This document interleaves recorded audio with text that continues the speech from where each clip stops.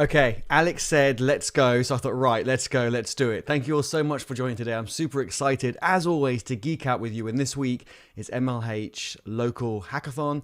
And so we're probably going to do some more calls, some more Twitter spaces, some more live streams, and we're going to geek out. So do watch this space. I'm so excited to have with me today Khushi. So Khushi, thank you so much for joining. Khushi is founder of EquiCode and does so many more things that I won't do it justice. So I want to let I want to let Khushi introduce herself.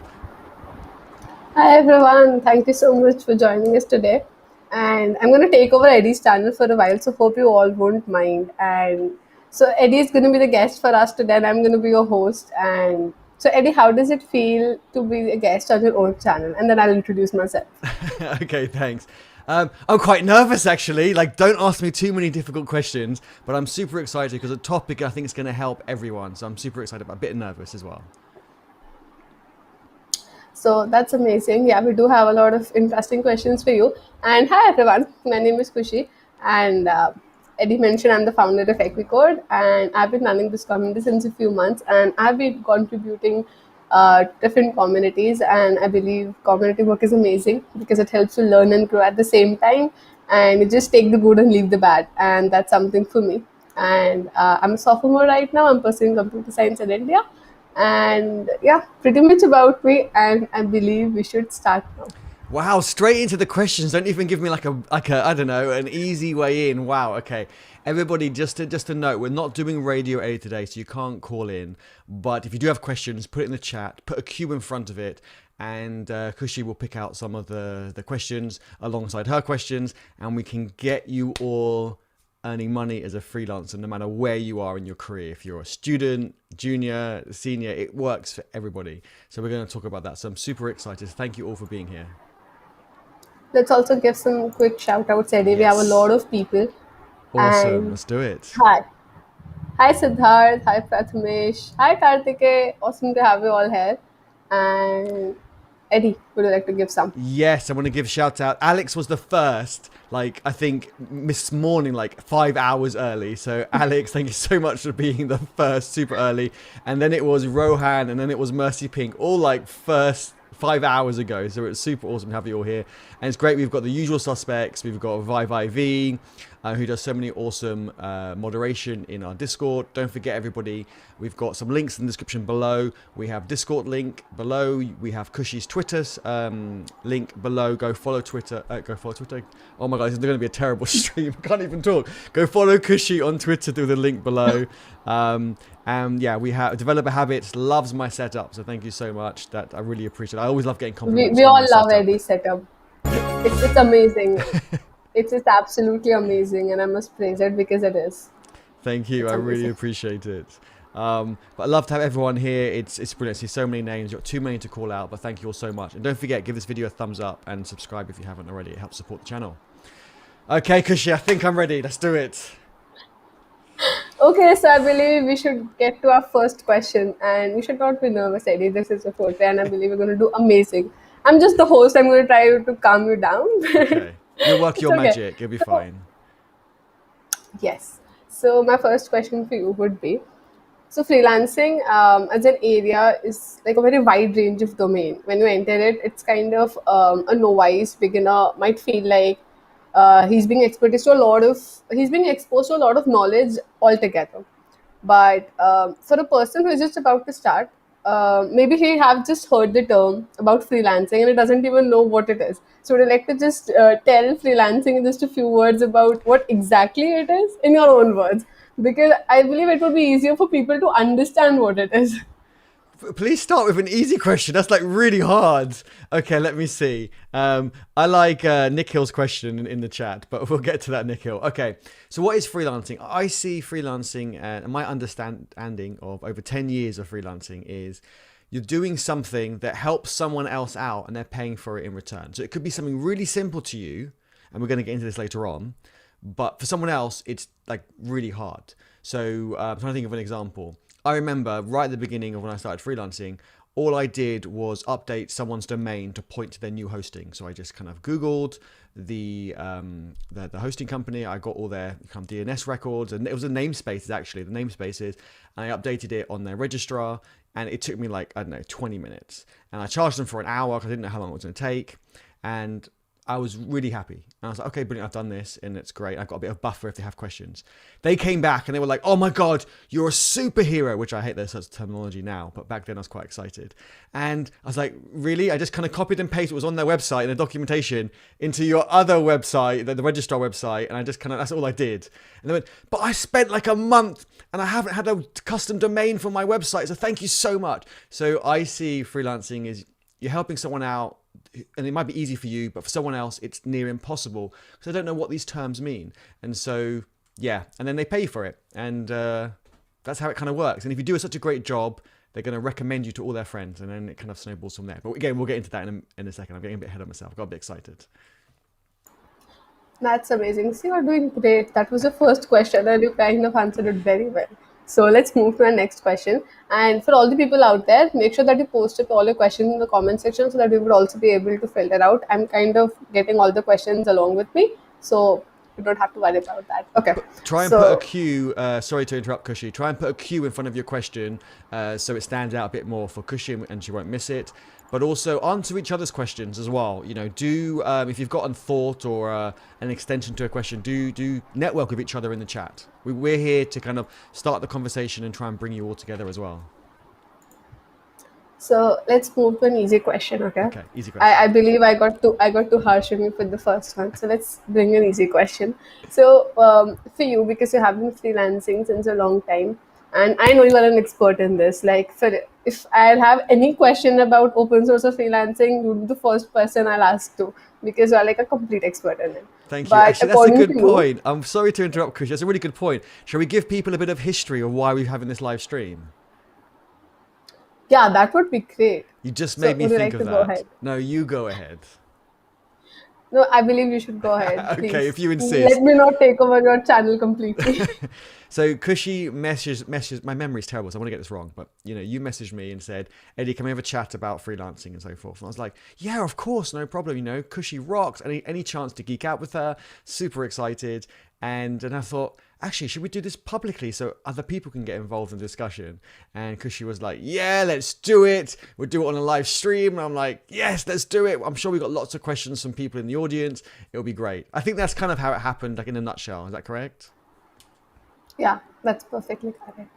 And yeah, so that's exactly how it happened. And it is awesome enough that he gave me this chance to come here and take over this. Thank you so much for giving me the opportunity to do that. And yeah, you're welcome. Should we move to the next question? Let's do it. So according to you, what is the preparation guide 101 for freelancing? In the sense, what are the prerequisites before you start out freelancing? I think there's only kind of two prerequisites, maybe three. And one is to know something. And it doesn't matter what it is. Like I said, it could be updating the DNS on a domain. It could be setting up an email on a like on one-on-one hosting, or I can't think of DigitalOcean or whatever. I don't think DigitalOcean has that. But you know, setting up email, because some people don't know how to do that. You know, they buy the domain, they buy the hosting, they've paid someone to build it, but the person who built it doesn't know how to host it. So to know something that might be easy to use, it could be simple. It could be hosting on GitHub pages like for free. It could be as simple as that, but to someone else, it's really, really hard. You know, there's all these startups, so they're focusing on their business, and they don't want to get involved in the technical stuff. They just want to know that it kind of looks shiny and it's got the rounded corners or whatever kind of design they want. They don't kind of care what technology you use underneath. I don't really care how you host it. I remember having one client that said, look, I've got this website. I've emailed it to you in a zip file. Yeah, we didn't have GitHub back then.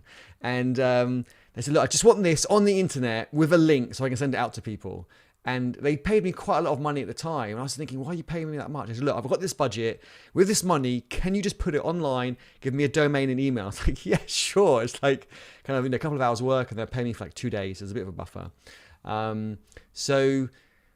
Yeah, and I had another client, for example, that just wanted me to update text. So they had bought a template, they had paid someone else And I actually had another client who paid me to do this, but they wanted to update some text within the website. And they tried to open it, but then they just see all this code, like this HTML, and they were just like, I don't know what to look for. It's just, gobbledygook, doesn't make any sense. So all I did was say, well, give me the text, copy and paste the text from your website that you want to change. So give me the before and give me the after. Don't tell me on this line I want to change the to and. I made that mistake and that really hurt me because I spent ages trying to understand what they're writing, trying to do it, sending it back and forth and making mistakes, all the rest. No, send me the line or the entire paragraph. Usually if it's a block of code, a block of text, send me the entire text that you want replaced and send me the replacement. And all I would do is I'd grab half that line, search for it in the file, and then just replace that line and add some bolds maybe if on certain words if that's what they had. And I'll do that, and it wouldn't take me very long, like kind of a couple of hours. And I'd FTP it. Back then we used a lot of FTP, so FTP it up to the hosting, or I'd email it back to them and they would do it depending on how proficient they were. And they loved that. Even FTPing the site up. I remember I also had one client right at the beginning and said, look, I've got an updated website. I just need you to deploy it for me. Well, we didn't say deploy, but kind of, and put it on live on the internet. And here are the FTP details. I don't know what FTP is. I'm trying to log in with my email. It doesn't work. Like they were talking about some really weird, crazy stuff. I don't know what they were trying. Like in the browser, putting it in the browser, it's not working. And that's really easy for us. So I did that, and I made, I can't remember what it was, like I don't know, $50 or $100 or something. And for them it was like life changing. They were so happy. So you got to remember that just keep it small. Don't think you need to build the next Facebook. So if you can be niche as well, then I think that's really important, like mobile or web. The niche you get, that I think the better will be. So I've kind of like distracted a bit. So I want to try and probably reset and go back to the beginning of the question, I think. What do you think, Khushi? I believe that's pretty much it. But like my question was also about when I'm starting out. For example, I'm a person who wants to start out with freelancing. So I don't know if I have the required like if I have the requisite condition to get involved in it. Like I'm a person who is who kind of think a lot about doing something like before than that. So I want to get prepared with it. I want to get a full preparation in hand with me when I'm starting out. So what Sure. do you think would be that one thing or things that I should maybe get prepared with before starting out in freelancing? Sure. So I mentioned the kind of one point, the niche, the technical side, and it's you're not there you're going to code in Python or JavaScript. Most people, they don't, unless they're a big company, they don't really care. Like if you're thinking of startups or smaller companies, they've got a problem and they want a solution. And so the other thing I would say is you need the admin side done. So you need to have a quote, like how to quote people. Everyone wants to know how much roughly it's gonna cost. And so you need kind of a quote layout that looks professional. You might just get a template online. You might make one yourself. You might do a mixture of both. But it's really important that you kind of send a quote that looks professional and you break it down to the nth degree. Like, okay, not too much, but people like to see like smaller numbers and what it means, and they might omit something out, and that's fine, but then they feel a bit more in control. Whereas if someone comes up with, I don't know, it's $500 for this, it's like, okay, it sounds like a lot of money. Whereas if you said it's $100 to build it, $50 to deploy it, $50 for it, you broke it down, then they feel like they're a bit more in control and their money's a bit safer. So yeah, quote and in a professional format, not just in like a block of text on an email, breaking it down. And also invoicing. Most places will need an invoice. So have a nice-ish, even a template from online, it's similar to the quoting. Have a template to send the invoice where you can say, right, it is to do and break things down in the invoice, a bit similar to the quote. So whatever you kind of put in your quote, put it in your invoice and add your bank details, your address, make it look professional. And there are some awesome templates online. But again, that just inspires confidence that you're kind of organized. And it's not just kind of last minute decision. Like you're into this. Even if they might be your first client, it shows that they're not. Yeah, okay. I believe I got a perfect answer for that. Okay, So cool. thank you for that. And do you think we should also start taking some questions from the comment section so that we might not get Let's do it. locked up? What do you So we think? have a lot of yes, definitely. So we have a lot of questions. The first question would be I know web dev. So this is from Nikhil. Hi, Nikhil. I know web dev. I have some projects as well. How can I start my journey as a freelancer? Any roadmap about it? Okay, let me bring that up on the screen. So thank you so much for that question. Web dev is so popular. I think it's really good. I think most, if not every company needs this. So I think it's really, really good. And that's kind of why I did web dev as well. And it was just, I have no regrets. I think it's awesome. Web dev, you can do mobile. It won't be native, but you can do it as well. And I've had clients that do that as well. And they just want a solution, and they don't care if it's natively written in Java or Swift. They just want a solution, and most of the time it's displaying data rather than actual kind of games where you need that extra performance. So that's awesome. So web dev is really good. And you need to have a profile. That's actually probably another one of the prerequisites mentioned in the previous question. You need to have some examples, right? If someone's going to build you a house, or actually let's pick another example, like, landscape your garden. You want to see some before and after pictures, or at least after pictures of what they've done. So definitely have a portfolio. It only needs to be kind of, six of your best.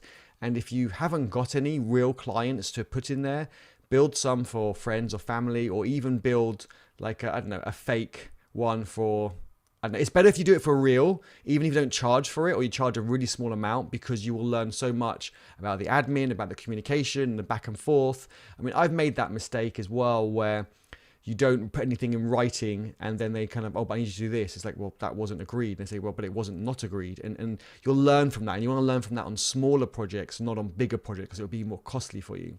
So I recommend definitely trying to do a project for someone. You will learn so much, and forget about the money.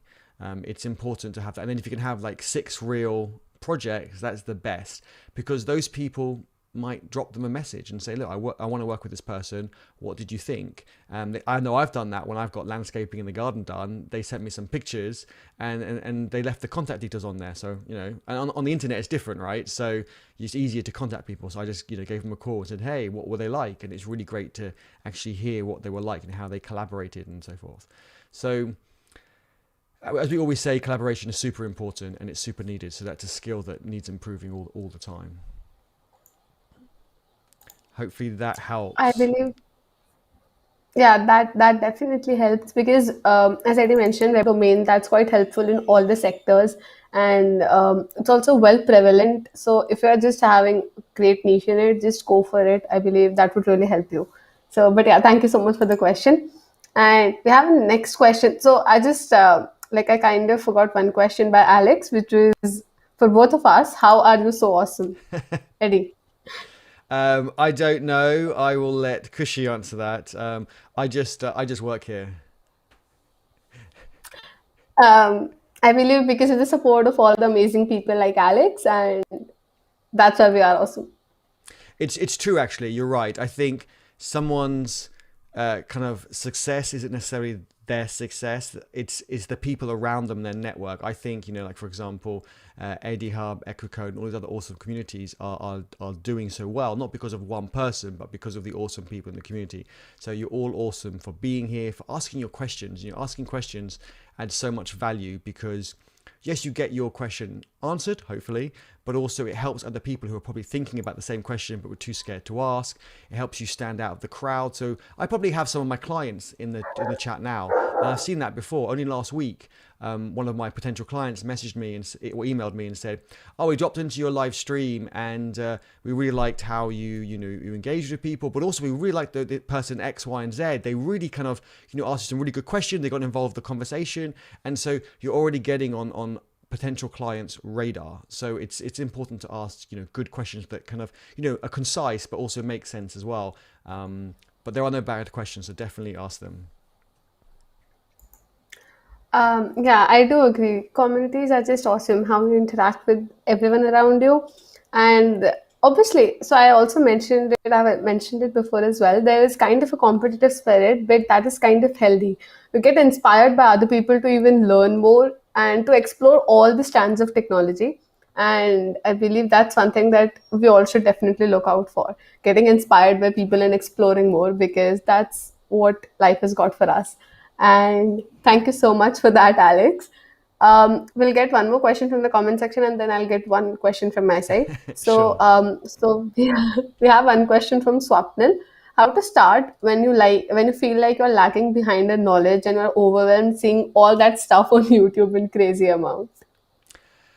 I don't think that feeling will go away. It's just one of those things. I feel that now. Like I'm putting out YouTube videos and I think, wow, I just see other people putting out other YouTube videos that maybe are longer. Like I'm doing like, I don't know, 10 minutes on average. And other people doing like 1 hour, 2 hour. I've seen people do like 12-hour boot camps. I'm thinking, oh my word, like how do they have so much knowledge? And I think we all feel like that. Technology is moving so fast that we probably have more knowledge than we realize. It's just that, we kind of have that imposter syndrome. And that's where, again, the community really, really help us out in terms of, like when I get imposter syndrome, I suddenly start trying to work a lot harder to try and catch up. But then you get closer and closer to burnout. And so I love the community because when I'm kind of a bit down, they pick me up. And also when I'm working too much, you get people like Nick, one of our awesome mods, just messages me and say, Eddie, kind of, you've been online all the time. Your time now is like 3 a.m. Go to sleep. I've got this, and I love that. So just the community really help with the balance, and I just love that. Definitely, I do agree to imposter syndrome. So imposter syndrome is one thing that happens. That happens with all of us. It's not something to feel complex about because it's a very regular feeling, I should say. It's not that it's just happening to you. It's happening to everyone around you because there's a vast amount of knowledge that is available on the internet or maybe even on any other platform. And while that's a good thing, but it can kind of get you a little bit of complex over maybe I'm not trying that hard, but it's not just like that. Just stay confident and just have that confidence in yourself that you're doing great. And even if you're not able to work as hard as you did previously, that's okay. You should definitely take some break and take some time out for you. I believe Eddie also says it. Taking rest and taking adequate rest is very important. Don't just forget about your health, otherwise you won't be able to work hard in the future.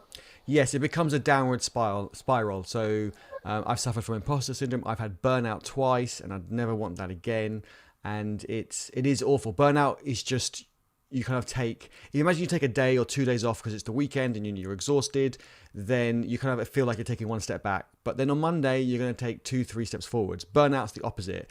You take one step forward as you're kind of forcing yourself further and further, but you're obviously not being very efficient. And then when you hit burnout, you're going to take like 20 steps back. So I remember I love coding. Everyone knows that. And I think when I was at one point like in the top 500 open source contributors in the world on GitHub, I burnt out shortly afterwards and I actually didn't code for like 6 months. And to get back into that was not only really hard, but also everything had moved forward. So it was hard just to get back into it because of the burnout, but also everything had moved forward 6 months. So definitely take your days off, have a rest. And if you're going to have a day where you're going to do nothing, which is great, and you're feeling guilty, take 30 minutes to go learn something or contribute something in open source. Just 30 minutes, but time box it. And I'm really bad about this, but do time box it. And one positive I'd like to say, because being in the tech industry for 16 years, one thing I'd like to say is if you're getting imposter syndrome at the beginning of your career, it's better than getting it later, because I didn't get it until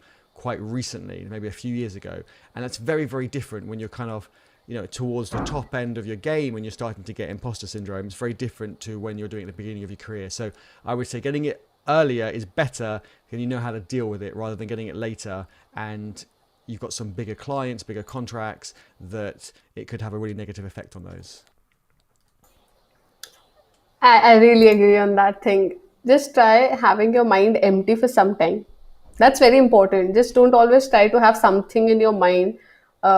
It's also kind of with me. Whenever I stop working for even 1 or 2 hours, I'm like, why am I not working? Why am I not doing anything? But that's completely fine. So just be in agreement to that feeling. But let's move to our next question. Otherwise, I'll start answering. And that's not what we are here for. We are No, here it's good for to hear different studying. perspectives. No, it's really good to hear different perspectives. So thank you so much for sharing. Thank you so much for that.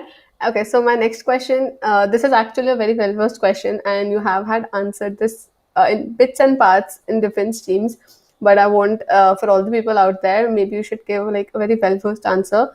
I'm a beginner, right? And I don't know. I have heard of freelancing. I know what are my skills. I know what are my tech stack and everything, but I don't know where should I start from. I want to contribute to freelancing, but I don't know how exactly to start with. It is hard to get started. I mean, if anyone tells you anything different, they're going to be selling you something. So it is difficult to get started. I find the first few is really hard, and we're going to come back to that in a second.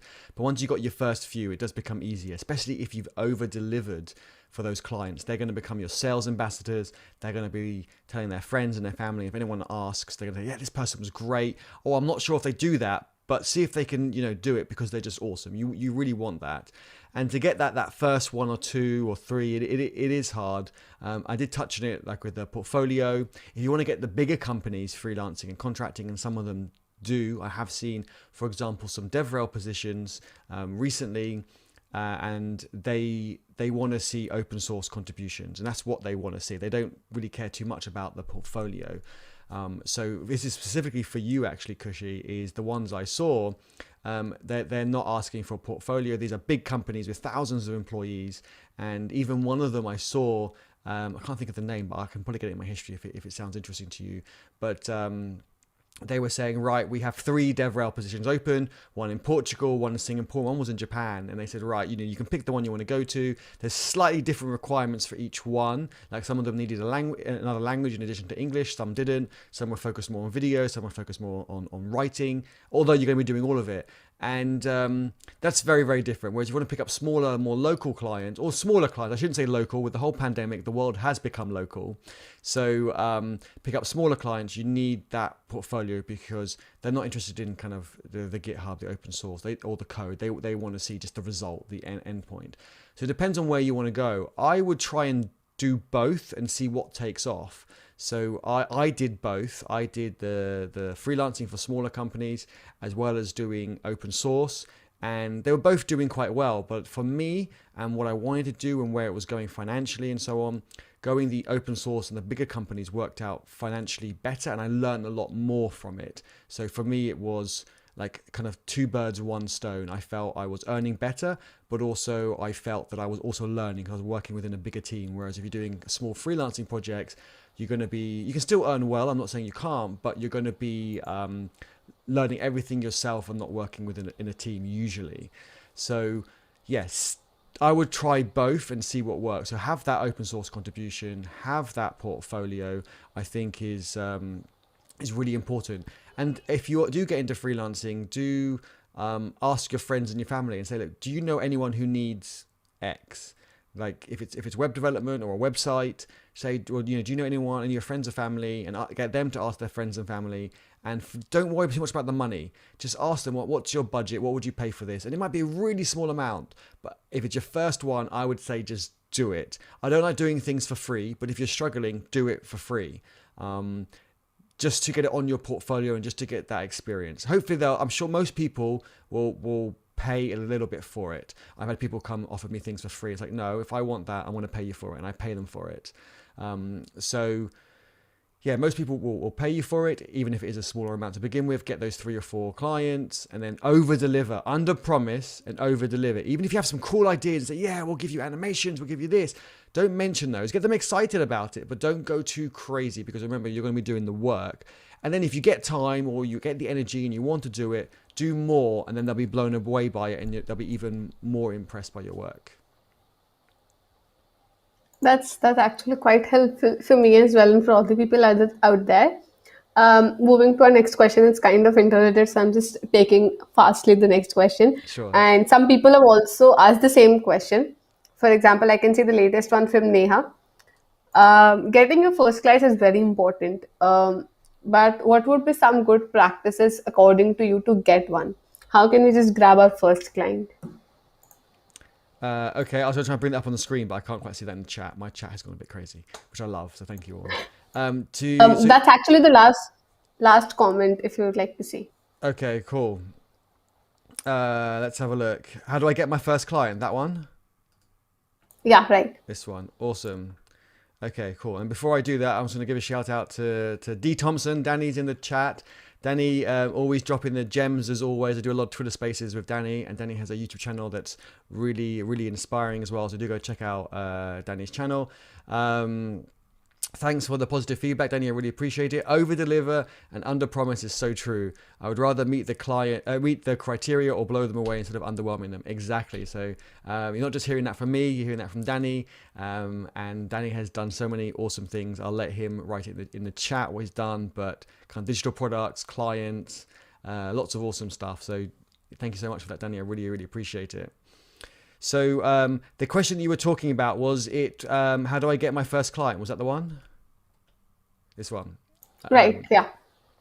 So the first one, ask your friends in your network. They're going to know someone. Most people need something. And don't just say, can you ask your friends and your family, like me asking my sister, for example, and saying, hey, do you know anyone who needs freelancing work? Try and be specific. Like if you're going to do web, then say to them, do you know anyone who needs updates to their websites? Give them a list of 2 or 3 things tops, who need a new website, a revamped website, or updates to their website. Because a lot of people would want pictures and photos updated and text, but they don't know how. Start off with that and start small. And you can say, look, I'm open to what they can offer. I have no fixed price. Because most people will come back with, well, how much?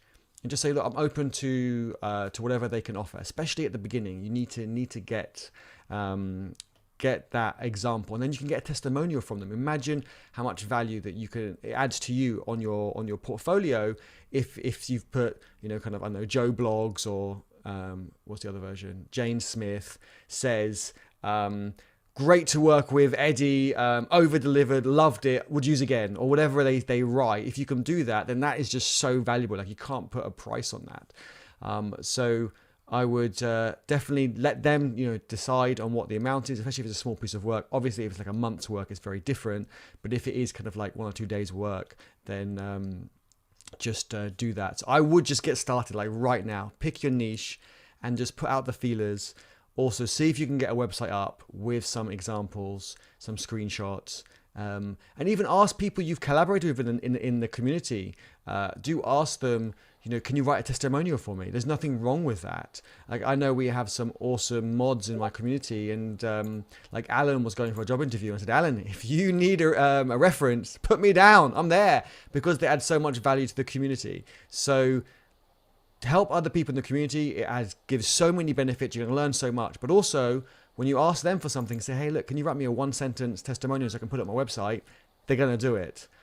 So I would definitely do that and add that to your website, your portfolio, and you can cycle those out later. Like when you get clients doing it, you can just keep your best ones on there. So yeah, I believe that's one question which every person who wants to start on freelancing gets something a little bit about that, how to bag your first client. But I believe you answered that beautifully. We can take some questions from the comment section now, because there are a lot of questions. Awesome. I love questions. Let's go. So we have one from Vaibhav Singh. Maybe you can scroll up, and the question is after Swapnil's question about lagging behind in knowledge one. So we answered that previously. You got that? Recently, I learned a bit of JS. Let's have a look. Oh, I can't find it to bring it up. Yeah, Sorry. But I'll let Khushi read it it's out. I fine. can't bring it up on the screen at the moment because I can't find it. No worries. So he said, recently I learned a bit of JS and parallelly started React, but after some topics, it's getting hard to understand things. Okay, but I Okay. don't think there's some question. So maybe he's trying to ask about how we can learn everything. Sure. Well, you definitely can't learn everything, and I think that's one thing that in tech we've got to understand, because we can't. Things are moving too fast.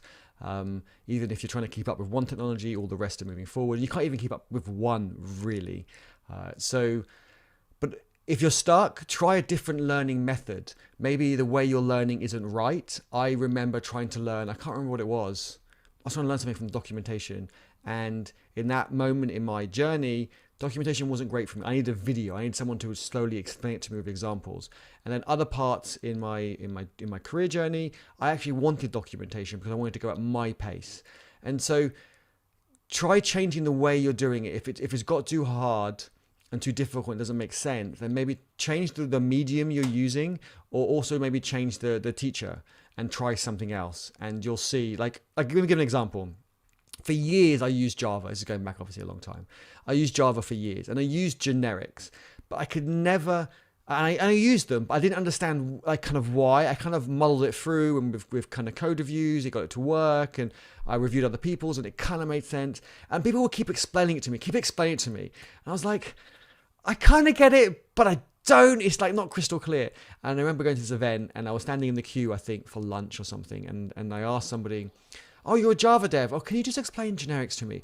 And you wouldn't believe it. They just gave me like one line, and I was like, why didn't someone say that to me like 3 years ago? And for me, it was just like, wow. So if something's hard, try and ask other people to explain it to you in a different. They'll explain it in a different way, just naturally. Even if we all learned something right now and we all explained it to each other, would explain it in a different way. But you need to find the one that kind of clicks, and it's not necessarily the same person is going to click every time. So you do have different people, which is why I always recommend people have multiple mentors. Because, you know, for one moment that person will click, for the other moment that person will click, or sometimes you're not sure and you'll get different perspectives, different points of view, and you'll be like, right, okay, I'll take a bit from each. So definitely keep pushing forward, but also, you know, maybe that technology isn't for you. Maybe you want to learn a different technology. So do try. Don't just try and learn technology because everyone says you have to. It's awesome, like React, amazing. Everyone wants to learn React. Everyone wants to contribute to React. So many companies don't use React, and you know, I don't use React, and I've never been short of work. In fact, I turn down work on a daily basis. So you know, learn what makes sense to you. I find React doesn't make sense to me. I find it's like really complicated. Whereas Angular, I find just makes sense because maybe it's just, you know, just the way I think. I find it really structured and really, you know, clean, whereas other people think Angular is too hard. So it's kind of what works for you. Don't just go with what people say, go with what works for you, because when you go to a client, especially for a, you know, a startup or a small company, they're probably not going to care if you use Angular, React, Vue, whatever. They just want the result, and they want it to look good. They want it to be obviously be efficient, but they're not going to be there with a stopwatch and go, this one is 10 milliseconds slower than another one which they can't compare against. But you know, as long as it's fast enough, and all of them are, you're not going to be building anything like Facebook or Google where you need that extra micro performance. But hopefully that answers that question. That definitely does answer the question, and definitely agreeing to what you said about don't just learn some topic because it's getting popular, or maybe because some person recommended you, so and so recommended you to do that. It doesn't work like that. Just practice and just do it only if you seem interested about it. If you feel like maybe you are genuinely interested to do that, and you're genuinely intrigued to explore more about the field, just try to do it only then. Don't do it because of a particular recommendation or because of its ongoing popularity. That's not how it will work, because it will be difficult for you afterwards to carry it forward. And if I can add a little But bit more, because I know this whole conversation started with Khushi wanting to ask me questions, and specifically for DevRel. So we've been focusing a lot on web dev at the moment, and I've done web dev for so many years, and in the last few years I've been moving more into DevRel, and I absolutely love it. So I'd love to like kind of share some knowledge on that, because some people, if they're struggling to I'm not saying you are, but I'm saying some people say, you know, I love tech, I love being in tech, I love doing bits of code, but some people say I can't build like, you know, this big project, it just gets too much for me. They'd be really, but they're really good at communication. They'd be so good for DevRel. I can get it. I'm not saying that's your limitation, but I know that's what you enjoy, and it's what I enjoy. I've kind of got tired of kind of being, you know, deep in coding a lot more. I still want to code, don't get me wrong, but I also want to share my knowledge, and I also want to help other people. I want to do all that awesome DevRel stuff. So maybe I can share some highlights on that. So with DevRel, if people want to get into DevRel, which is becoming such a hot topic at the moment, like super hot, but bear in mind, some companies don't quite understand this yet. So some value it really high, and some value it really low. So when I get clients come to me, and again, they come to me. I don't go searching for these. They come to me. They and I can share some tips on that in a minute. Where they what's going to say that? Yeah, when they come to me, some of them offer me like money that I wouldn't get out of bed for. And that sounds really privileged, and I don't mean that, but I'm just being serious, as in it's like not worth me making the effort to have the call with them, etc. And some offer me like 10 times the money that I want. And it's just like, well, okay, if you're going to offer me that, sure, I'll do that. I'll even do it in React for you. You know, no, I'm joking. I said no to that one. So not enough money in the world. But my point is that with DevRel, I think it's a bit challenging because it's quite a new area. It's been around for a while, but a lot of companies aren't understanding it. But a lot of new companies realize that they need to get the dev community on board to use their product, because a lot of companies, the technology is introduced from the bottom up rather than the top down. And so there's a big gap in the middle. And I think this is where, having a community, having a network of people is really, really helpful. It's really, really good. Get that testimonial. Having blog posts. I saw someone write in the chat that they write blog posts. Writing blog posts or sharing videos or live streams, whatever works for you, you need to put yourself out there because companies want to see that. I put myself out there loads. I write a few blog posts, not so much. I'm going to step that up in the next couple of months. But I remember having one client said, love your work, love what you've done, great, but we haven't seen enough blog posts from you. Is there more you can share? Whereas with videos and all that stuff, they didn't need to see that because they saw enough. So it's good to have a bit of a balance, and some companies will want it weighted to one side than the other. I mean, I even had one client email me, well, not even one client, I didn't even know of them. They reached out a couple of months ago when I said, look, I'm too busy at the moment to discuss any further, left it at that. And then last week they saw one of my live streams. They loved how I was getting everybody involved in open source and helping them get their green square. So they emailed me and say, can you just do this for us? As in, we've got an open source project. Can we pay you just to do a live stream and get people green squares? So I was like, yeah, sure, no problem. And so hopefully the idea is you can get paid to do what you love, because then you really never have to kind of work a day in your life. And that sounds cheesy, but I really believe that. I really love what I do. And I've got to give some negatives though. There are some clients that will waste your time. It takes a bit of practice to kind of notice or filter them out and see which ones those are, because you don't want to waste your time. And some people will just keep asking questions, wanting more meetings, wanting more calls, but never actually say, can you do this? So at the beginning, when you've got a bit more time, you might do it for practice, but after a while you might say, look, we've had 4 meetings. I still don't know what you want me to do. We still haven't agreed on the price. Look, enough. 4 is quite a lot. I mean, if Danny's still in the chat, Danny would even by email, if it wasn't clear, he'll probably say, look, no, thank you.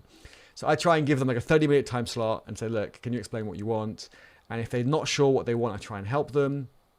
But I've learned in the past where I had like a 2-hour meeting with a client, I literally gave them all my advice and tips, and they went away and did it themselves. And I was like, damn it. And I even documented it for them. I wanted to impress them so much that I even documented it for them after the call. I spent another 2 hours writing this whole document out, send it over to them, and they didn't even get back to me. And then I saw them implementing my solution, and I was like, so now I charge to give someone a strategy where I'd look at their YouTube, look at their blog posts, and see how they can build up engagement, and I'd send them a strategy. That's like a kind of it will be custom to them, but obviously I use a foundation. So once you have that, so the first time I did that, it took me like 2 days, and I was charging them for like, I don't know, a day's worth of work, for example.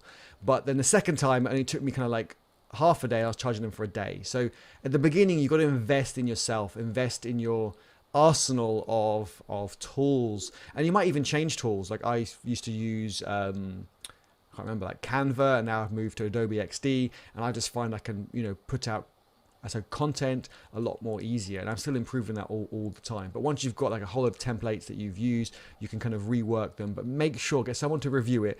Make sure you don't leave another client's name in there or something like that, because that is super unprofessional. I almost did that when I got a friend of mine to review it, and I just said, look, can you review this? And they went, looks great, but why have you got another company name in there? And I was like, oh my God, it's in the footer. And I left and I forgot it in there. That could have been really, really embarrassing. Yeah. Hopefully that helps, and we'll dig more into DevRel shortly as well, because I know that was your key question, and I think it is a very difficult space for different reasons. Like one, I said that it's a bit new to a lot of places at the moment. Some places undervalue it, some places value it, and I'd love to dig more shortly into that as well. So coming to DevRel, someone did ask what is DevRel, and sorry. It's so basically. Mohan is the person who asked this, and he tried it with silly Q. So it's not a silly question. A lot of people don't know what DevRel is, and DevRel is still a term which kind of people are not well aware of that, and it's important because it's an interdisciplinary role, and it's an amazing field. I really love this field. I've been endlessly fascinated in going into this field. And Eddie, would you like to answer this question, or should I give a quick answer? You give an answer this time. Okay, so I'm not going to give you a very well customized definition of, or very well written definition of what is DevRel. You can definitely search it out. But what I'll just ask about is it's mainly a role which is going to involve mainly inspiring people, helping people, building relationships out of the community, mostly developing your community and engaging them enough by paying them, by maybe enabling them to more customized feedbacks, and mainly a role which would be basically a conjunction of marketing and like promotions and everything. So it's mostly about communities and something like that. I hope you got me right. Eddie, would you like to add in something? No, that makes sense. You're right. It's bridging the gap between kind of DX, which is developer experience, and engineering and the marketing, like you said. So you want to give that developer experience, and that's why I love it, right? I love like writing blog posts, creating videos, live streaming, collaborating with people, and joining those departments together. One thing in some companies, the DevRel or developer advocacy might report to engineering. In some companies, it reports to marketing. And pay attention to that. That's the question I Right. always ask. Because if you go to marketing, it's going to be slightly biased towards marketing. If you go to engineering, it's going to be slightly biased towards engineering. I personally prefer the bias towards engineering. So you're still doing a lot of the same things, but the if you're reporting to engineering, they're going to be focusing a little bit more to the technical side, which I do enjoy more. But you need both, right? Some companies actually have DevRels from both sides, and they collaborate together depending on the size of the company. So yeah, see what people enjoy. But I personally think everyone is a DevRel. Like everyone here in this chat is writing in the chat. So effectively, you're dipping your toe in the water for DevRel. Then you've got people like Siddharth.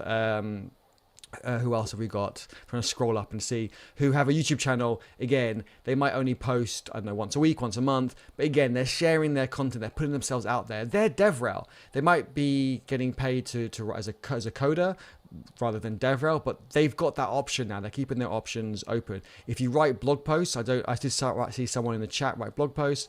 I know a lot of people post things on Twitter. Like I'm sure everybody in the chat posts things on Twitter.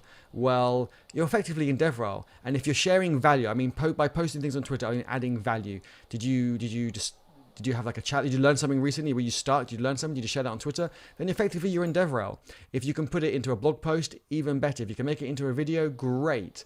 But effectively you're all dipping your toe into DevRel. That's why I think DevRel is the next big thing, because I think everyone is already in there, but some people just don't realize it yet, and some people are doing it more. Yes, and that's fine. But I mean, even excuse me, even like putting documentation on GitHub is effectively kind of DevRel as well. So if you've written a feature, you're writing a project, and you're putting documentation, you're in DevRel. I think everyone is in there, just people don't realize it yet. So the next best thing will be, I think everyone's DevRel. Definitely, it's just a conjunction of just as I mentioned, product engineering and marketing.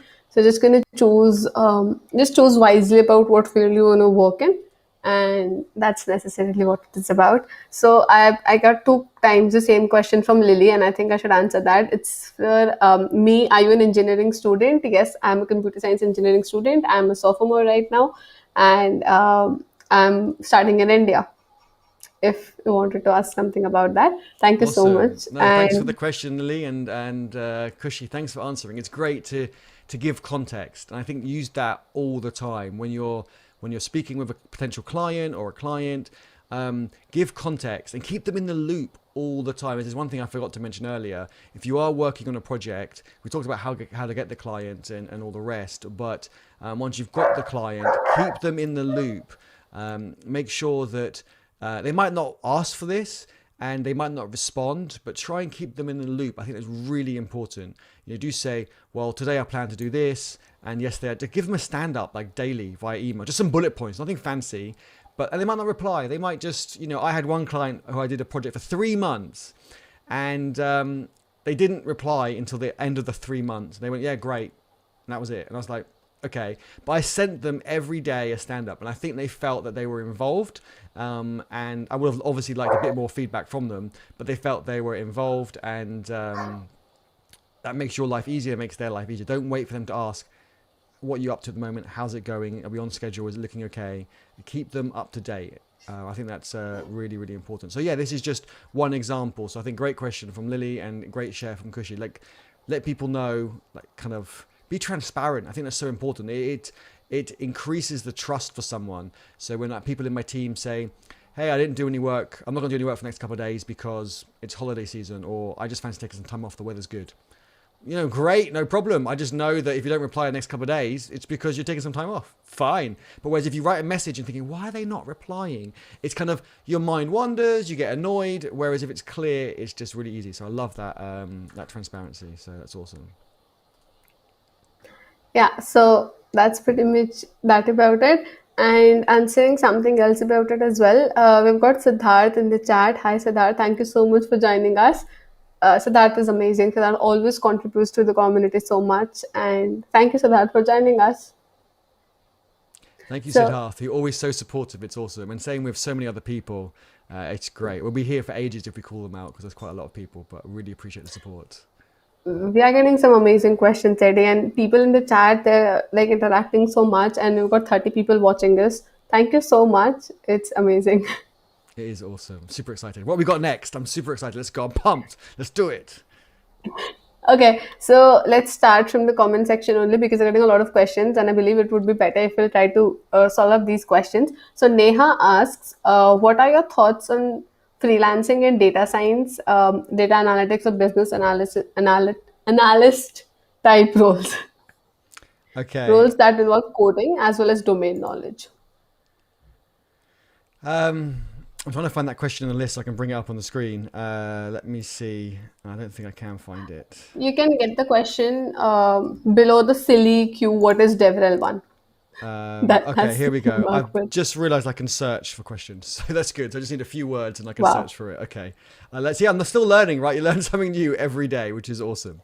I learned that as well. I didn't know we can search for questions. Um, what are both your thoughts on freelancing, data science, data analytics, business analyst type roles? Roles that involve coding as well as domain knowledge. I find, again, I don't do a lot in the data science space, hardly any at all. So, but in terms of the domain knowledge, like I have some clients where you do need some domain knowledge, be it, you know, a bank in the UK or government department, etc. And so usually with that, the contracts are slightly longer. They want you for 3 months or something like that. And usually the good thing about that is if you show how adaptable and how capable you are, it's gonna like roll. I had one client that gave me a contract for 3 months, and that rolled on every 3 months for 3 months for 2 years. And after I did like I think 2 contracts after 6 months, I said, look, this is great, but actually I want a pay rise, and they offered me a pay rise. I say a pay rise like a kind of my freelancing rate, whatever you want to call it. Because they were super happy, and I was like, brilliant. So then again, like, you know, a year later, I was like, look, you know, it's been another year. I feel I'm still adding lots of value to you. Would like another increase. And again, they did that because they're happy, right? And you know the context, and it's too much effort to get somebody else in. If they had said no, I still would have stayed. It's not that it was an ultimatum that I want to go if you don't give me more money. It wasn't that, but I would just ask. And I did it at the right time as well, when we had delivered like a big part of the project, so they felt like they had achieved lots. They got lots of great feedback. So you don't want to do it when you're like up against the deadline, things are really tight, and the person's like stressed. It's never a good time. So do time that correctly. But I think if there's domain knowledge, try and do some research beforehand and show. So I went to one client quite a few years ago, and he said, look, it takes you people usually a month to get up to speed because of the domain knowledge. And this was a government department. And I made sure I did my research because I knew they were going to ask that after many years of doing this. So what I did was I did my research. I watched some YouTube videos. It had a lot of legal stuff. And so I don't know any of that was. So I just did research to make sure I knew the terms when they talked about them, had an idea. I wasn't an expert in it. I still had lots to learn, but I had a basic understanding so I could get involved in the conversation. And they loved that. They're like, this is brilliant. This is great. You can hit the ground running the next day. I still had lots of questions for people in the team, but they were really pleased that I wasn't like, every sentence, what does that mean? What does that mean? What does that mean? So do invest in a bit of research if there is some domain context. And I feel that you could probably carry that on to other places as well, so it's not time wasted. That's one thing that we should definitely focus on. But I got through all the questions, Eddie, and I believe I have a lot of questions in my list that matches the actually exact keyword. So I'm gonna ask some of these, but I won't be able to exactly the question comment section. So, but you'll get your answer in whatever I'll be asking. So make sure you just keep your energies up here. So, Eddie, we were, as you mentioned earlier, how you can actually so basically you don't get to your clients but your clients get to you. That is one thing that you mentioned, not in the exact words, and I love that line. So one thing that I'll definitely like to ask over here is how do you promote your work with different clients? Like, what would you advise to people in freelancing related to working on best terms with their clients? Okay, I think is there two questions in there? Let me see. So the first part was, How remind do me, you sorry, promote your how to work? promote my work. So having a portfolio is really important. Therefore, you've got something to promote. I'm really bad on my website about putting the public speaking talks I've done. I need to get better at all of that as well. But I'm in a bit of a privileged situation, which is good at the moment. So, but at the beginning, you definitely need to put your portfolio work, and you, like I said, you want to over deliver. So your clients then share your link and your work with other people, and then they become effectively your sales team. So we've discussed that, and that's really important. But also, you want to make sure when you search your name, you don't appear for, I don't know, anything not necessarily bad, but you don't want to appear for anything that's just not relevant. You want, when you search for your name, if someone said, "Oh, go check out Eddie Jowd," if you Google that person, does it come up with, I don't know, it is fine, but say like, I don't know, Eddie Jowd racing cars, Eddie Jowd, I don't know, what do you call it when you go like hunting, like for animals or whatever, like, I don't know, hunting, like things that are irrelevant, where people are going to think, well, but if it comes up, Eddie Jowd public speaking, Eddie Jowd writing blog posts, Eddie Jowd writing code, JavaScript, TypeScript, whatever it is, be it Twitter, be it YouTube, it doesn't really matter. They're going to say, wow, the whole first page is about this person doing what I want them to do. Like, they're going to want you more. You kind of almost, not like a celebrity to them, but they will value that list. So just make sure your name is on the same on all the places you want to appear, be it Twitter, YouTube, your blog post. I know people like to have some cool names, but it doesn't do you any benefit, because when they Google you, you're not going to appear. And also, when you chat in the chat here, for example, you're effectively networking, you're effectively pushing out your personal brand, etc. Like I said, there could be clients here, there could be other people in your network that might be aware of work. The worst thing is when you write a great question in the chat or write a good comment and people go, "Oh, that person was really good. I've just come across, like a week later, I've just come across a client that I can't do, but that person I think would be perfect for it. Let me Google their name." And they've got some name that isn't their name, and so you can't find them, and you want to contact them and you just go, "Oh, I can't find them, forget about it." And I think you could be missing out on a lot of opportunities. To make it easy for people to find you, put a bio in Twitter, a bio in LinkedIn. If you're using I don't know, like what's DevTO, just to kind of follow blogs, but you're not writing blogs, still put a bio, still use your name, because people then can find you on there, and maybe there'll be a link to the website that might rank higher on Google for them, and then you'll appear and so forth. So make it easy for everyone. Don't make it hard. So have the same name and ideally the same profile picture on all the platforms that represent your brand, because sometimes people have different names on different platforms, or partly the same, like the first name's the same, or they might use their middle name, and there's a different picture, and like, is this the same person? I found the person I want on this platform, but there's no contact information, but I found them on here and I can contact them on here, but I don't know if it's the same person because the name isn't quite the same. And people don't understand how people's names work in different countries, where and then the surname might be like the parent's name, or however it works, right? You got to make it really easy for them. So whatever name you pick, doesn't matter. Ideally, it's your name, and have it the same everywhere. Like, mine's abbreviated, right? Mine's Eddie Jowd. Everyone knows me as Eddie Jowd. But actually, my full name is Eddie Abujaude. But it's just too long. And so I wanted to make it easier, but I'm consistent and use that everywhere. The only time I use my full name is on official legal documents with the government, etc. and so on. But everywhere else, it is just Eddie Jowd. So do make it easier for people. And People also know you as the god of open source, so that's one name I'll definitely like to put in here. Thank you. I really appreciate it.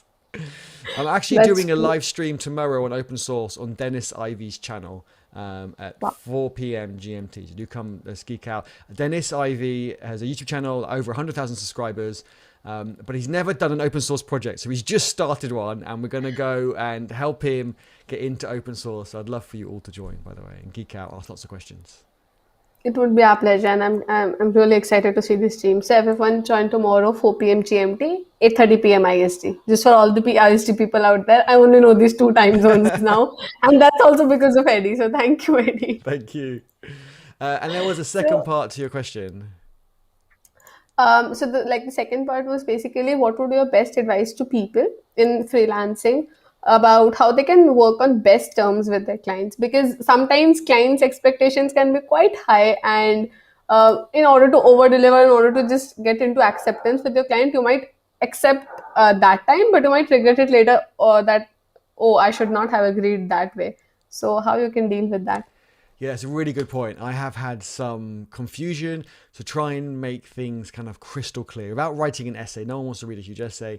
Definitely have things crystal clear and have the bullet points. Like you're gonna do this if you're gonna do like a login page, and you're gonna log in with an email and password, not necessarily like GitHub, Facebook, Twitter. Like, make it clear what you're doing, not just a login page. What are you going to log in with? Like, what's the ability, for example? And keeping them in the loop is really, really important. So do break down your stories, break down them into tasks. So therefore, if you do kind of not veer off, because in your mind you're going along the line, but in their mind it might be a slightly different line, then you'll know about it sooner. That's why Agile is really useful, really important. I use it. I use a project board. Even for my clients, I put they might not even log into GitHub to have a look at the project board, but it's there, and I can send them screenshots. And if they say, well, that's not what I wanted, I can say, well, I sent you a screenshot of this. Why didn't you raise it earlier? It's a cost to you, not a cost to me. Because a lot of clients do expect you to pick up the slack or the confusion. Whereas if you've made it crystal clear, you can say, well, 2 weeks ago, I sent you this. You said yes. If it's incorrect, then it's a cost to you, and then you can back it up. And unfortunately, that's what you need to do. And so by keeping them in the loop, usually it's only kind of like 1 day out. So if you do a bit of work and they say, actually, that's not what I wanted, then you can say, oh, okay. And then you can kind of agree it, and you might only cost both of you like kind of half a day or whatever. You might agree to meet in the middle. That's why even if you haven't deployed it and you're, say, working on it locally, take screenshots. And this is what I got so far. This is what I got so far. They might not reply, but keep them in the loop, because they'll reply if something's not right. And then you get to find out sooner. So just being completely honest with them and just making things crystal clear instead of trying to agree to all of their expectations would be the best cure over here. Yeah, I think a lot of people think you should say yes to everything. If you haven't got a lot of work, then do say yes to other projects that might be a lot more effort for you, and they might not be worth the money at the beginning. But then later on, you can start doing the opposite and start saying no. I say no to everything. And then I go through and go, right, okay, actually, yes. So it's the opposite. So at the beginning, I said yes to everything. I really did. Luckily, touch wood, I didn't suffer from imposter syndrome at the beginning of my freelancing journey. So I was like, yes, I can do it. I'll learn it. I'll figure it out. And just like, we're like up all night trying to figure it out. Whereas now, with a bit more imposter syndrome and so forth, but also lack of time. That's my biggest problem, lack of time. I say no to everything, and then I slowly bring things in as I need. Yeah. Just one thing to point out here, Eddie said he has a lack of time, but instead of having so many meetings and so many clients and each and every work he do, he still makes out his time to contribute to the community, and the way he does it, it's amazing. I was just talking to him about the same, that how do you manage to do all of this?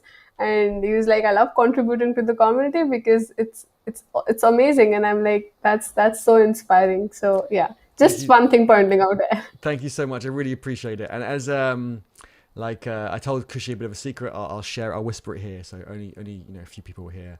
Is I'm hoping to spend more time with the community. I'm working on like an idea at the moment, and in 1 or 2 months, I'm hoping to spend, fingers crossed, more time with the community and produce more content.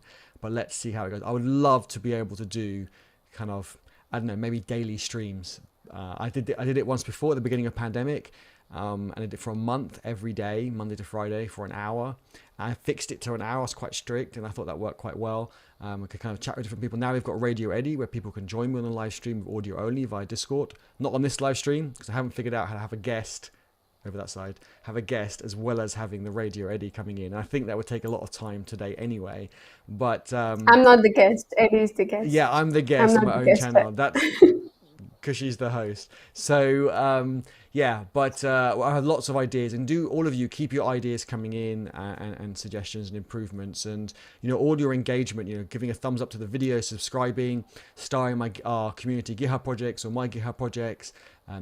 All really helps, and so it really does. And when I use client products and you sign up for those, you have a play with those, that helps me secure that client for more work. Therefore I can then give more back to the community. So it's all, I see it as a two-way street, right? I help all of you and you all help me, and I really appreciate it.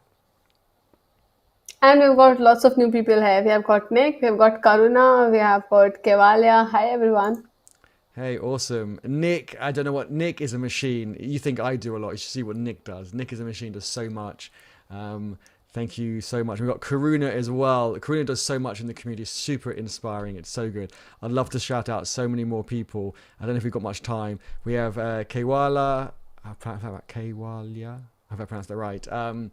Also does so much on socials, always sharing their progress, and I love that, and that's really important. Like if you all wanna grow your network, take a screenshot of this and share it on socials and tag me and Khushi, and we will like it.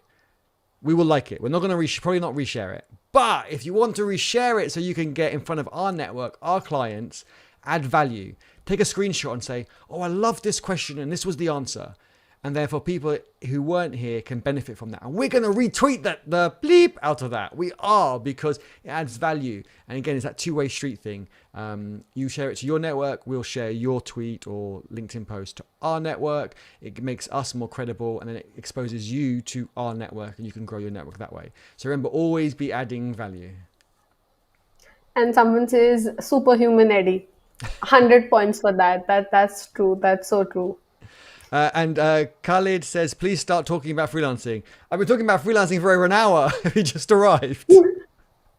Yeah, it has been like, we have been streaming it for more than 1 hour. And for the straight 1 hour, we were just talking about freelancing. And that's why I thought maybe it's time to interact with our people out there. And maybe we should also give some shout outs to them. So sorry for that. But yeah, we'll get back to freelance. We will, and hopefully I didn't miss anyone out in the shout outs. Apologies if I did, but love what everyone's doing in the community about adding value. They're making themselves stand out, which I just think is really awesome. So let's get to one more question from the comment section, and you won't be able to find it because it's way too up. So okay. I'll straight read out for you. So this is a question from Mohan. He says, I also feel like when I'm around awesome people that I don't know anything, I feel dumb and scared about around super smart people. How do I overcome that? Eddie, can I answer that first, and maybe you can go after that? Please do. Okay, so Mohan, this is actually a feeling that's quite common with everyone around us. For example, if I'm a person, I'm just a person who is like, I do Android, but I don't know pretty much about web dev. Okay, and when I want to if I'm with a panel who are web dev experts, so I've been practicing and we've been doing web dev for more than a year. Even there are a lot of people who are just experts in web dev. I'll obviously feel dumb about myself. But that would be a feeling that would be like, I don't know web dev. So it's kind of over a different perspective over here. It's okay if you don't know anything about the topic they're talking, or even if they're super smart about anything. That's perfectly fine, because one day, if you'll try to get inspired from them, if you'll try to explore as much as they have already do, maybe you'll also be super smart, or maybe you'll also be at that level. And that's completely fine, because I still consider myself as an absolute beginner in Android, as an absolute beginner in DevRel as well. And that's absolutely fine. So just don't get overshadowed by that feeling of not knowing a lot about it, or of not getting to know everything. It's absolutely fine. And I hope you're doing great. So some things from me. Okay, Eddie, your chance now. I think you gave a great answer. I mean, just to add a little bit to that, I used to think it was what I knew. And I think that's changed. It's who I know now rather than what I know. And for example, when I interview people, I love to give them a really kind of silly, hard question that they're not going to know, because I want them not to know the answer, and I want to know how they reply. do some people make up some BS and try and like, it's purposely kind of not a trick question, but slightly a trick question. Do they make up some BS that doesn't make any sense? Or do they say, I don't know, but I know I would look for this, and they know what they would look through. So they don't know about it, they don't know the details of it, but they know about it. Or they might say, I've got a friend, Jane Smith. She's specialist in the area. I help her out all the time. She'll definitely answer this question and point me in the right direction. I'm like, great. That's what you need, because you can't know everything. But the idea is if you've got a really strong network around you and you can harness that, not just always, like I see people, sometimes a few people, not people here in the chat, but some people in our Discord just come in, drop in a link and leave. They're not going to get a thumbs up for me. They're not going to get any engagement from me. I'm not going to like their tweet, because they're kind of effectively spamming. Whereas when they add value, and I can see them posting on socials all the time, but they've got that one tweet or that one video on YouTube that they really need to excel. I do this as well. So you'll see that in other Discords, I don't post or group chats, I don't post every YouTube video, every tweet. But when I've got a YouTube video or tweet that I need to push that a little bit more because a client's watching it or for whatever reason, I will share that. And people will know to engage with that more if they haven't already, because they know that that one's really important to me. And it is vice versa. So don't try and share everything and tag everyone, because there's some people that tag me in every tweet that isn't that's not relevant. Like if it's relevant, great, I want to be tagged, I want to reshare it, I want to like it, and I want to engage with it. But if it's irrelevant, then a lot of the time I just now skip over them, even though if there's a relevant one, but I get like 10 a day from them that I'm just like kind of I don't care. I like it's spammy.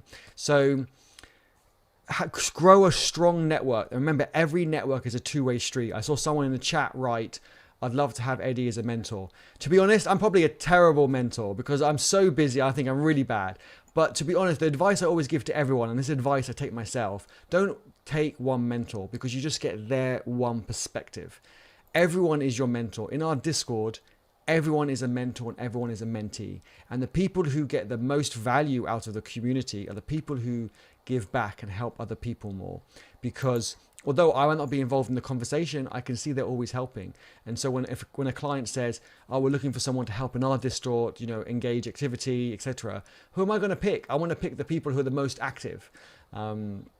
So I see some people, not people here in the chat, but some people might reply like, I don't know, once a year, but then write a really big essay. And then the rest of the time they're like asking their own questions, kind of like, draining the community. Whereas like with everything, like open source, freelancing, little and often, just keep things moving along. And if you can help someone with just a link, say, look, I'm not sure, this is where I would look, here's a link. Then that's helpful, that's adding value. And do that. And then I think you stand out a lot more. And I kind of got sidetracked where I was going with this. Just one small point. I was kind of nodding my head in disagreement when you said you are a bad mentor. It's not like that. You are an amazing mentor, an inspiration to me. You are an inspiration to so many people around you. And I've always told you one thing: the way you welcome people all around you, it's so heartwarming. It's more like we feel welcome to the community. We feel welcome to such a vast world of tech. And a disagreement to one of your points. I'm sorry. No problem. Thank you so much for that. I really appreciate that. But on that note, I want to thank everybody who welcomes people in our community. I love that. Not only does it make me happy, it really helps me with my client work, because they say, wow, your community is really supportive. They really help each other and they welcome each other. They're really inclusive. And I really love that. So I just want to shout out to everybody who even just says, welcome, and tags the person who just joined, or who gives them like a thumbs up when they say hello for the first time. Like, it really strengthens the community and it really helps me win more client work. So I just really appreciate that. Thank you, everyone. Just one point from that. So in EquiCode, what happened recently was one of the teammates just saw the introduction channel in your Discord server, and they were like, "Wow, it's amazing how everyone welcomes people out there, and maybe we should also apprehend something on our Discord server." And I'm like, "Yeah, amazing. That would be great." And now when I see people, they always welcome each other whenever someone enters EquiCode, and I'm like, "Wow." The communities not only learn from each other, but they also get inspired and they also apprehend the same. I was absolutely amazed with that. It is so inspiring. I think I mentioned before, I'm going to mention this again for the new people who have joined. I have my down days, I have my up days, I have my days where I'm probably burning out. And the community really, really helped me when I have my down days. I love it how they're so supportive and they ask if they can help in any way. And that means so much to me. It really, really does. And, helping me out could be just, sharing a link or putting a comment on one of my issues that I'm working on for a client or whatever it is. That's really, really helpful. And also, I'm so behind in my GitHub notifications. I'm thinking about 1,500 over the last 10 days. I'm so sorry, everyone. I will, over the next 2 days, focusing to catch up on those. But I love it how when I get to those notifications, get to that issue, that pull request, the community have already reviewed it. And usually a lot of the time I just kind of move on to the next one or leave a comment and say, thank you, great collaboration. But I love that. That's really, really helpful to me. And I won't forget that. I really appreciate that. But also on the days where I'm powering through and I'm, almost near burnout on that day, I'm basically spelling my name wrong, going terrible. The community notice and they say, Eddie, look, take some downtime, take a break. And I really appreciate that kind of recheck.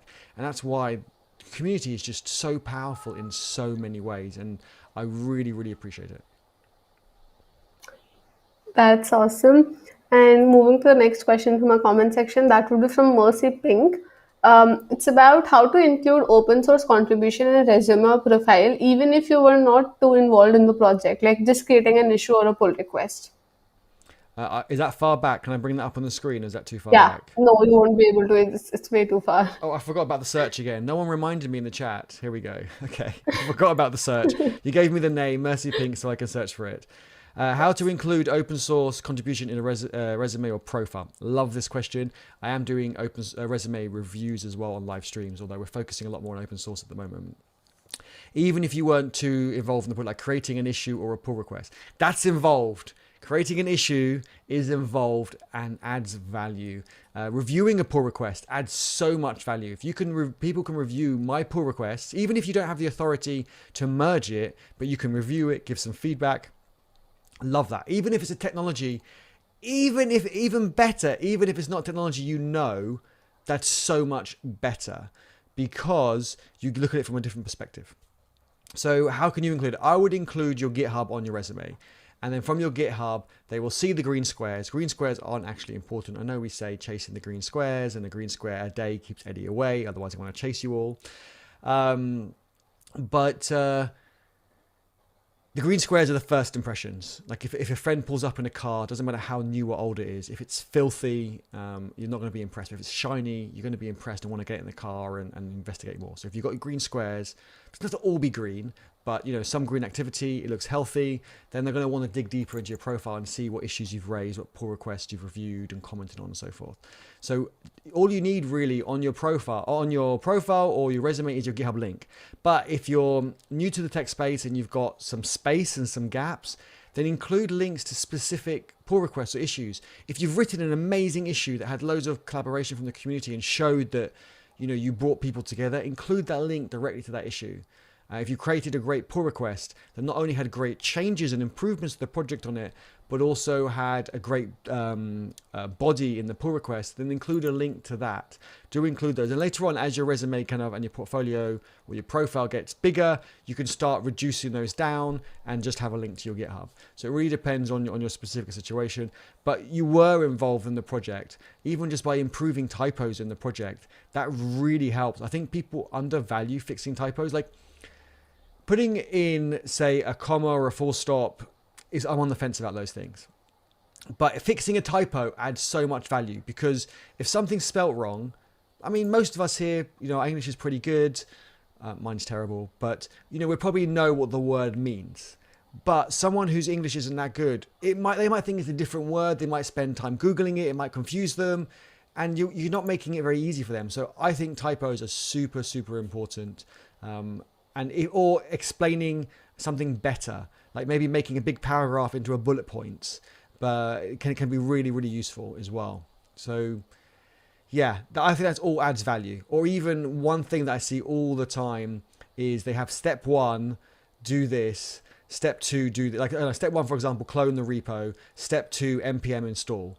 And I see so many people raising issues of like, for an npm install, but it says package.json not found. And it should have been a step 1B, which was cd into the directory that you just cloned. But a lot of people who write documentation go, well, that's obvious. Well, it's obvious if you know how. It's easy if you know how. If you don't know how, it's really hard. And so adding stuff like that is massively beneficial.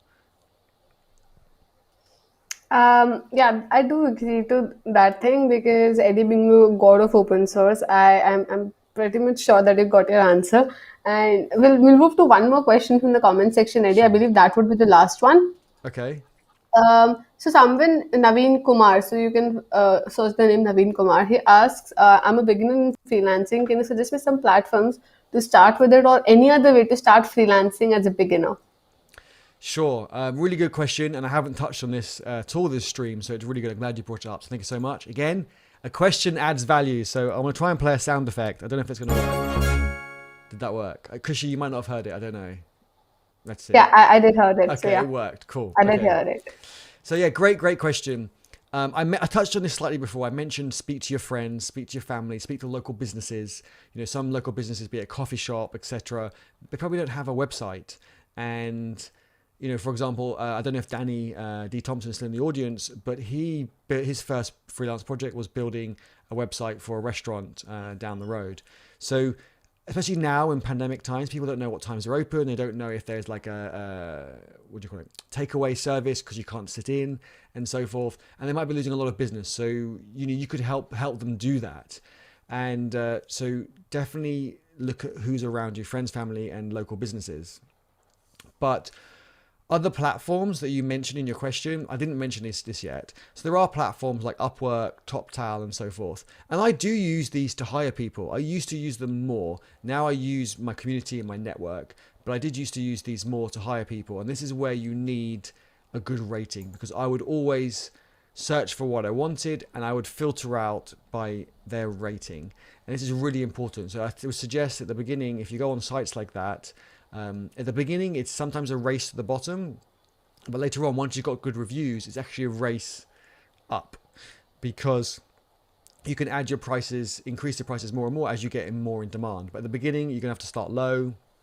Just try and get small projects so you can get those reviews from people and over deliver, massively over deliver, and they're gonna come back to you over and over again. So yeah, do try those platforms. Ones like Fiverr, I don't like so much because I just feel like it's a bit of like a sausage factory. It's just kind of get in, get out, get quick, get rid of you. Whereas places like Upwork, which I use, I think TopTal's the same. I haven't used it. You want to build up a relationship with somebody, and I've been burnt loads of times on those platforms where people have said they can do something, I get it back, and it's completely different to what I expected. They didn't keep me in the loop. Otherwise, I could have mentioned to do it a lot sooner, and it's just terrible. So, or when I asked somebody to help me with an open source project quite a few years ago, I said, look, can you just make this feature on this open source project? I haven't got time, I need it done. And they'd say, right, it will give me access to the project. It's an open source project, you don't need access. But how can I push my code to your mainline branch? It's like, you don't. You raise a pull request. What's a pull request? It's like, but I clearly said it's an open source project. Can you make a contribution? And this is the feature. This is the issue you need to contribute to. So they said yes, but they didn't. They could have researched it. They might not know at the time, and that's fine.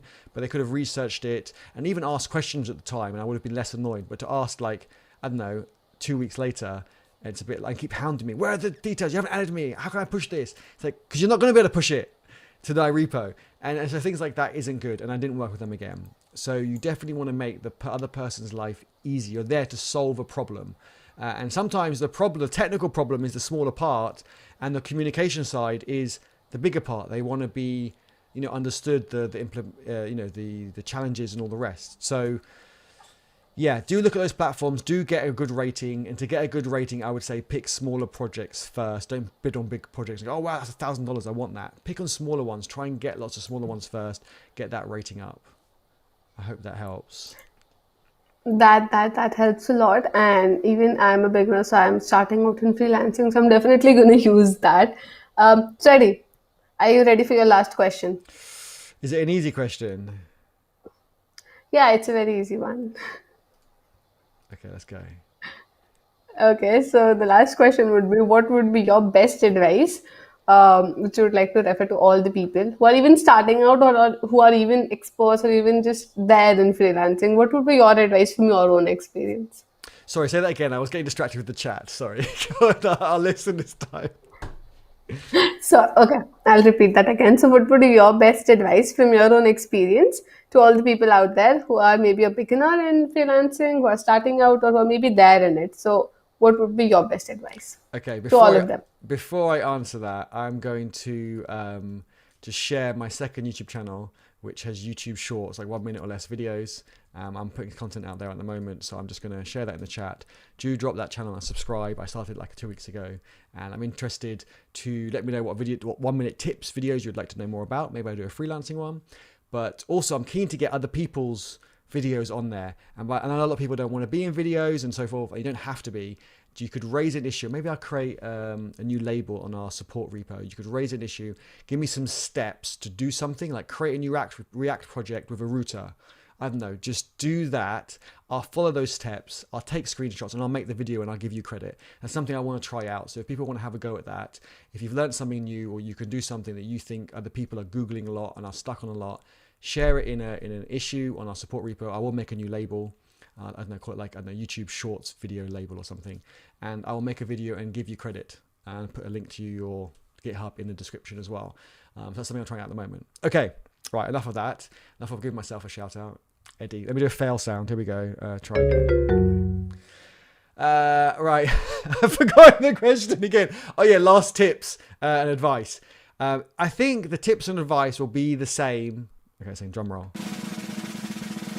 Will be the same as open source tips. Get started today. Like whatever you want to do, get started today. Be it get it into open source more.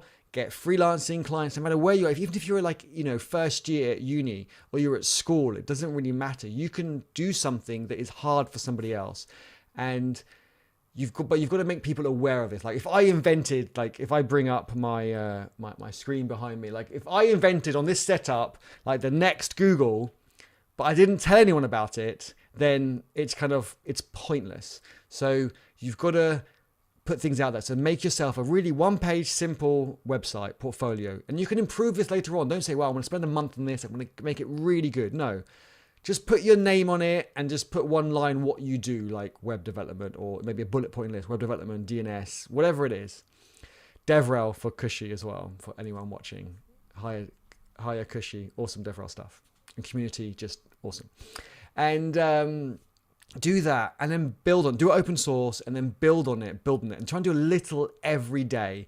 As I've always said, it is like brushing your teeth. Like, don't think, I've got to do this, it's going to take me a month to do it. No, break it down. If it's your client work, your work, you investing in yourself to learn something or to build up to getting client work, try and plan it out, and it will help you get those green squares. Use a project board on GitHub to plan it out. Have a Kanban board, to do, in progress, done, and raise an issue for each of the items. And ideally, each issue should be no more than like 1 or 2 days work. Ideally one, and then by one day, I don't mean a whole day. If you're going to spend an hour on it that day, that issue should be an hour worth of work, for example.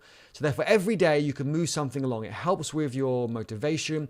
It helps you get your green squares on your GitHub profile. And do put I'm bad at this. I need to get better. But do put descriptions, because I've raised stuff of what I'm going to do. And I love this. People have asked questions. Say, Eddie, what do you mean by this? And they don't need to ask in theory, because I'm the one that's doing it, as long as it makes sense to me. But no, they've asked a question, and I've learned so much from that. I thought, well, I was actually going to do this. Oh, have you thought about this? Here's a link to an example. And I'll be like, whoa, that's like awesome. Thank you so much. So the value there is amazing. And they think, I thank them like 100 times. And let me give another example. We did a community video very recently for the MIH hackathon. I don't know if you saw it, with like the holding up the papers. I want to do a new one with multiple guilds involved. So Khushi, you're going to get involved. We're going to do that soon. I was trying to get people to send me a video, just them holding up a bit of paper with some writing, and then put it down. That was it. Like a few seconds, no sound, nothing. Like, I don't know, welcome to you get the idea. And people said they wanted to be in it. They weren't replying, etc. And Karuna, who's in the audience, who is just awesome. Do go check out Karuna's GitHub. Helped me liaise with people. Like Karuna was saying, well, I've got 2 more people coming. They're going to do this part of the video, or the writing on the thing. And I thanked her every time. And Karuna said, you don't need to thank me. I said, no, you do. You've saved me so much time and stress, that the value there, like to Karuna, it might have been easy. I don't know. I don't want to speak on her behalf. But the value to me was massive. And that's what open source and freelancing is about. again, another example, we've got awesome Nick in the chat. Go check out his GitHub for sure. Any mods in the chat, please share Karuna's and Nick's GitHub in the chat. Let them get some followers and subscribers. But yeah, I was talking about labels, and like GitHub labels were always a challenge for me, as in I sometimes on this project follow this style, on this project follow this style, and if they got better every time, but they were inconsistent. And then Nick says, well, there's actually an open source label standard. I was like, what?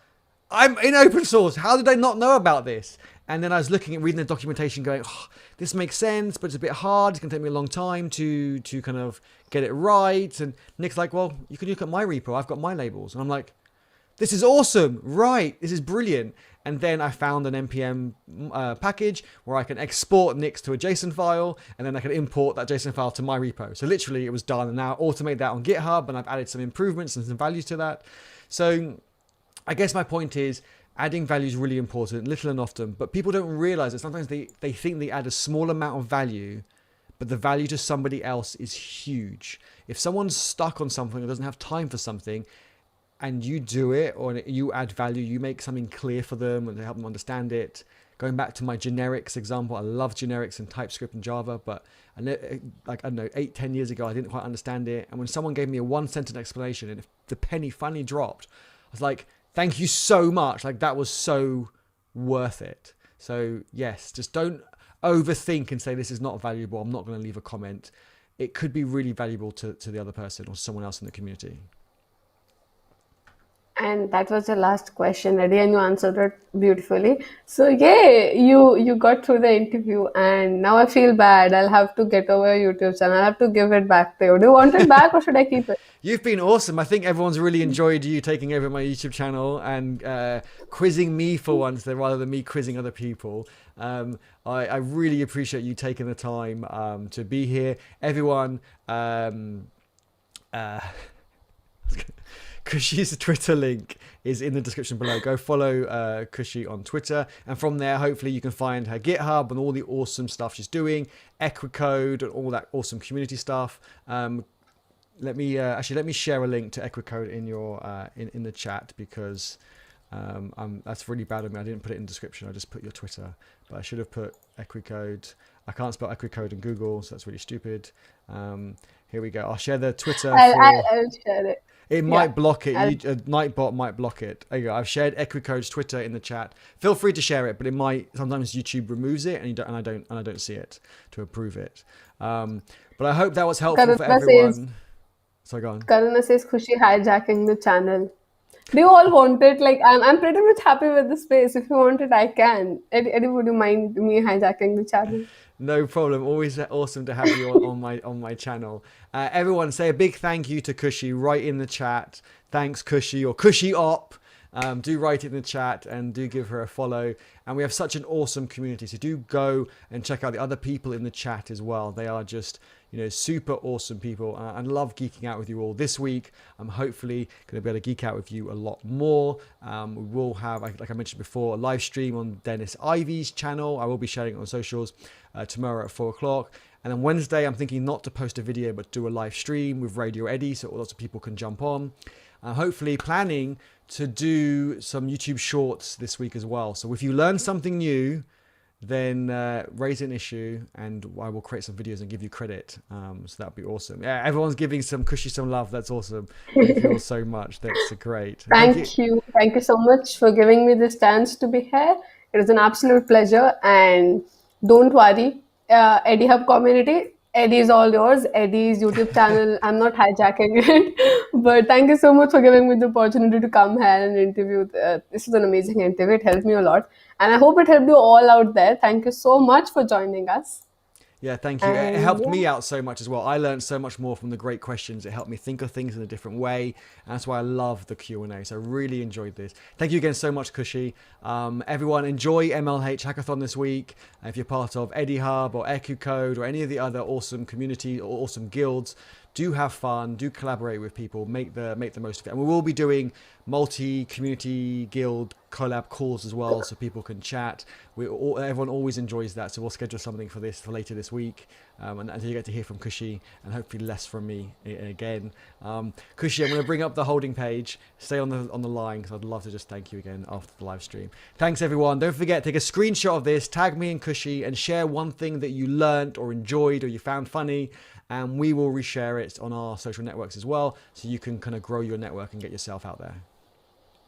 Thank you so much, everyone, for joining.